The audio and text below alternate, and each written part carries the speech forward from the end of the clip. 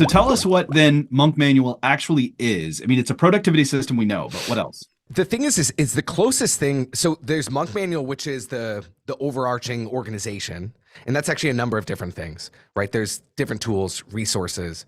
There's some courses. The primary though tool that people use, and what started Monk Manual, was a 90-day planner. We now have a weekly planner as well. We call it a planner because it's one of those things that if we called it something else, it wouldn't really make sense, right? You have to have some category that you can connect in with. How it's different from planners, as people might be familiar with them, is there's a really big emphasis on intentionality. So it's not so much like, hey, just lay out maybe the dates, write down your to-do list for the day. The idea is it's trying to present a system that helps you be intentional with your time and actively choose and engage. So not to be passive necessarily, but to really engage and be intentional about what are you going to say yes to, what are you going to say no to? Because the thing is we're finite beings with seemingly infinite demands. And so if we don't choose, other forces are going to choose for us. At the same time, I want to say, like, I am a big believer that it's good to stay open to particular movements and to be able to have the space to be able to react to things that come up. But my own belief is that when you bring a certain amount of order in and you do that active choosing, it actually creates the space for you to be able to respond more powerfully when those opportunities come. So on one hand, it's that. It's also a bundle of some various practices, gratitude practices, some things that if people are familiar with the Examine rhyme quite closely with the Examine, but I wanted to try and integrate some of those practices into kind of like a living Examine, as I like to think of it. Rather than having kind of this disintegrated, well, you have this spiritual practice over here and you have this like work practice over here. In my mind, part of the actual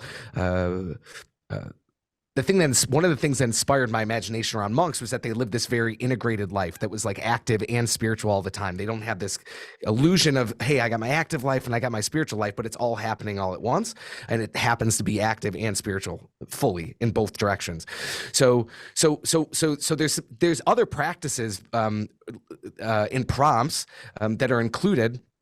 And the idea was I was trying to take certain elements of what living as a monk is like, some of the aspects of their way of life that maybe we can't mirror in terms of form, because most people, when they think of a monk, they think of, all right, that person's wearing this robe, or they're spending this time in meditation, or they're living in community. There's so many things that feel inaccessible to us because of the form it manifests as.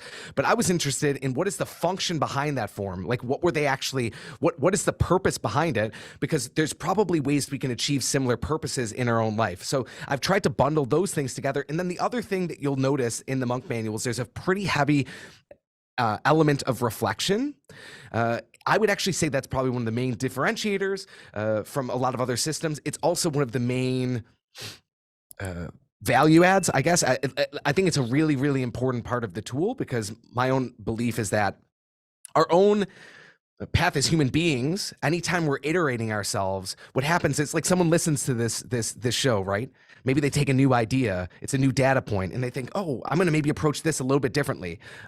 That's what happens for us all the time. As we grow, that's all that's happening. So through reflection, we can pay attention more to the data points from our own life. When did we feel unrest? When were we at our best? And we can actually accelerate that virtuous cycle of growth that happens, and make sure that we're staying aligned in the process. Because for me, one of the greatest tragedies is when people move really fast and they focus with all their energy in a direction, only to realize, like, 20 years later, like, oh, I really chose the wrong path. And I'm not saying vocationally, but I think what's more common is you have people who are like, I don't know, maybe it's a business leader, for example. I know a lot of the people listening are more in a ministry setting, but it's not that uncommon to have someone who's a business leader who goes all in their business to realize, like, oh, I actually wasn't there with my family at all.